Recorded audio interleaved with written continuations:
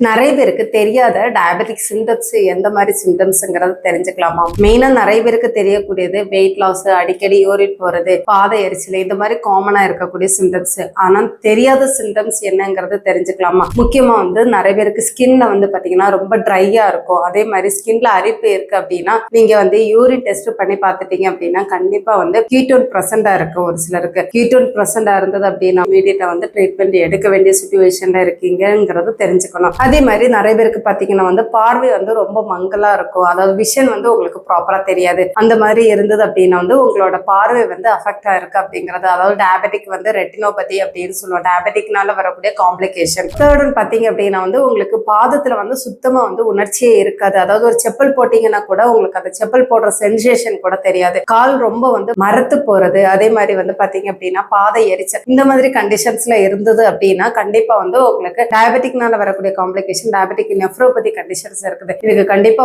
நீங்க ப்ராப்பரா ட்ரீட்மெண்ட் எடுத்துக்கிறது ரொம்ப நல்லது. அதே மாதிரி நிறைய பேருக்கு பாத்தீங்க அப்படின்னா செக்ஷுவல் டிஸ்ஃபங்க்ஷன் இருக்கு. இந்த மாதிரி இருந்தது அப்படின்னால நீங்க சுகர் வேல்யூ செக் பண்ணிக்கிறது ரொம்ப நல்லது. ஏன்னா உங்களுக்கு சுகர் ரொம்ப ஹையா இருந்துச்சுனால கண்டிப்பா உங்களுக்கு செக்ஷுவல் ப்ராப்ளம் வர்றதுக்கான வாய்ப்புகள் இருக்கு.